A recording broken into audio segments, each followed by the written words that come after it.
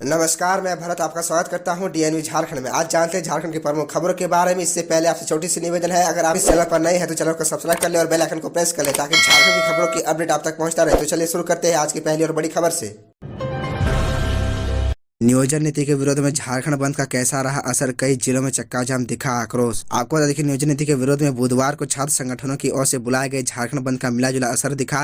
राजधानी रांची के अलग अलग इलाकों में कम संख्या में दुकानें खुली, सड़क पर यातायात भी कम दिखा। अल्बर्ट एक्का चौक पर आमदनी के मुकाबले इक्का दुक्का वाहन ही नजर आए। जमशेदपुर, आदित्यपुर, चाईबासा, कोडरमा, हजारीबाग, दुमका और साहिबगंज में भी छात्र संगठन सड़क पर उतरे और बाजार बंद कराए। प्रदर्शनकारी छात्रों ने टायर जलाकर भी विरोध जताया। धनबाद में भी छात्र सड़क पर उतरे, राज्य की हेमंत सोरेन सरकार के खिलाफ आक्रोश जाहिर किया। छात्रों ने कहा कि सरकार गठन को 4 साल बीत गए लेकिन अभी तक मंथन ही हो रहा है, ठोस और स्थायी नियोजन नीति नहीं बन सकी। राजधानी रांची में बंद समर्थकों और पुलिस के बीच हल्की झड़प भी हुई। मोहराबादी में दुकानों को बंद करा रहे छात्रों पर पुलिस ने लाठीचार्ज भी किया। सुबह भी सिटी डीएसपी ने बंद समर्थक छात्रों को खदेड़ा था। दोपहर में अल्बर्ट एक्का चौक पर एसएसपी किशोर कौशल पूरे लाव लश्कर के साथ सड़क पर उतरे और बंद का जायजा लिया। भारी संख्या में चौक पर तैनात जवानों के हाथ में टीयर गैस के उपकरण भी थे। अल्बर्ट एक्का चौक पर दुकानें खुली थी लेकिन अपेक्षाकृत कम। रांची के ही सभी मुख्य चौराहों, लालपुर चौक, बिरसा चौक, बूटी चौक, जेल मोड़, शाहजानन चौक, किशोरगंज और माझी सहित अन्य प्रमुख स्थानों पर बंद समर्थकों ने दुकानदारों से बंद का समर्थन करने की अपील की।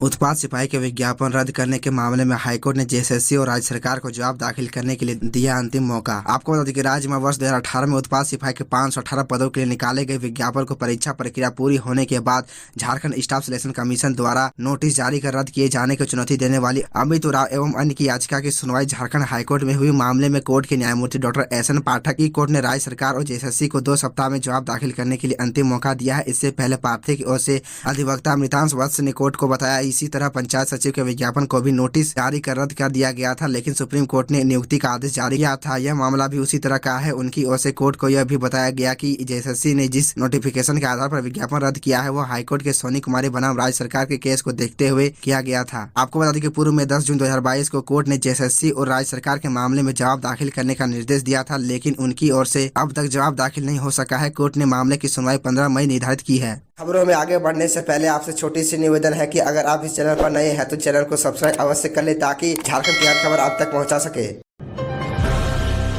ओबीसी आरक्षण पर लगा ग्रहण, राज्यपाल ने वापस लौटाया विधेयक, जाने पूरा मामला। आपको बता दें कि बुधवार को झारखंड के राज्यपाल सीपी राधाकृष्णन ने राज्य में सामाजिक और शैक्षणिक रूप से पिछड़े वर्गों के लिए आरक्षण बढ़ाने की मांग वाले विधेयक को वापस कर दिया है। बता दें कि यह विधेयक अन्य पिछड़ा वर्ग कोटे को 14% से बढ़ाकर 27% और अनुसूचित जाति के कोटे को 26% से बढ़ाकर 28% और अनुसूचित जाति को 10% से बढ़ाकर 12% करने का प्रयास करता है। ऐसे में अगर यह बिल पारित होता है तो राज्य में आर्थिक रूप से कमजोर वर्गों के लिए 10% आरक्षण को शामिल करने के साथ सरकार की नौकरी में कुल आरक्षण 77% हो जाएगा। आपको बता दें कि इस मामले में अधिक जानकारी देते हुए राज्यपाल के कार्यालय के अधिकारी ने कहा कि यह बिल भारत के अटॉर्नी जनरल से कानूनी राय के आधार पर लौटाया गया है। साथ ही उन्होंने कहा कि झारखंड के पिछले राज्यपाल रमेश बैस ने इस बिल को अटॉर्नी जनरल को भेजा था, जिन्होंने कहा है कि बिल आरक्षण पर सुप्रीम कोर्ट के फैसलों को ध्यान में नहीं रखा गया है। ऐसे में उस राय को ध्यान में रखते हुए बिल को समीक्षा के लिए पिछले महीने सरकार के पास वापस भेज दिया गया था। जानकारी हो कि यह बिल नवंबर महीने में पारित किया गया था।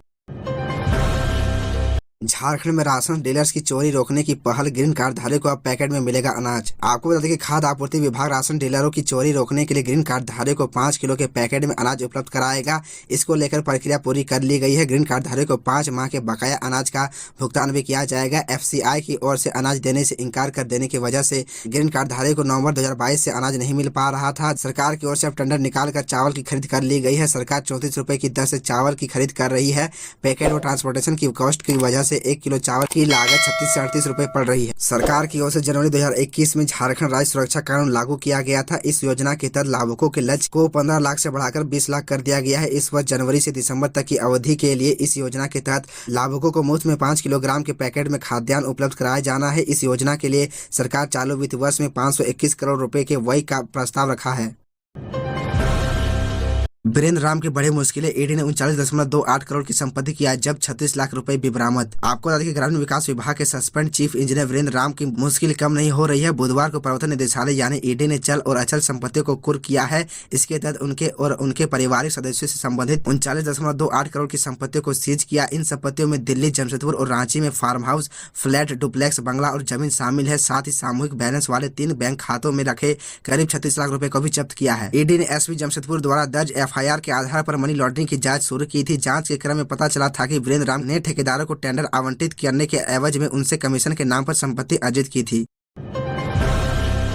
30 अप्रैल को आजसू निकालेगी राज्य स्तरीय सामाजिक न्याय मार्च। आपको बता दें कि आजसू पार्टी के केंद्रीय अध्यक्ष सुदेश कुमार महतो ने कहा है कि हेमंत सरकार जितनी मशक्कत युवाओं की आवाज और वाजिब हक दबाने के लिए कर रही, उतनी मशक्कत सही नीति बनाने, नौकरी व रोजगार देने के लिए करती तो ये नौबत नहीं आती। सरकार वादे निभाने में नाकाम रही है। उसकी दोषपूर्ण नीति और नियत के कारण युवा सड़कों पर आंदोलन करने को मजबूर है। उक्त बातें उन्होंने रांची स्थित पार्टी मुख्यालय में एक प्रेस वार्ता में कही। इससे पहले उन्होंने विधानसभा प्रभारियों के साथ राज्य में राजनीतिक और सामाजिक हालत पर चर्चा के साथ पार्टी के कार्यक्रमों की सफलता की समीक्षा की। आपको यह भी बता दें कि सुदेश कुमार महतो ने बताया कि विश्व प्रभारियों के साथ बैठक में यह निर्णय लिया गया कि आगामी 30 अप्रैल को रांची में आजसू पार्टी राज्य स्तरीय सामाजिक न्याय मार्च निकालेगी। पहले यह कार्यक्रम 23 अप्रैल को होना था। सामाजिक न्याय मार्च की तैयारी को लेकर सभी विधानसभा प्रभारियों को आवश्यक दिशा निर्देश दिए गए हैं। तो यह थी झारखंड की टॉप बड़ी खबरें और इसी तरह झारखंड की छोटी सी बड़ी खबरों को देखने के लिए आप हमारे चैनल DN न्यूज झारखंड को सब्सक्राइब कर ले और बेल आइकन को प्रेस कर ले, जिससे आपको झारखंड की हर छोटी बड़ी खबरों की अपडेट आप तक पहुंचता रहे।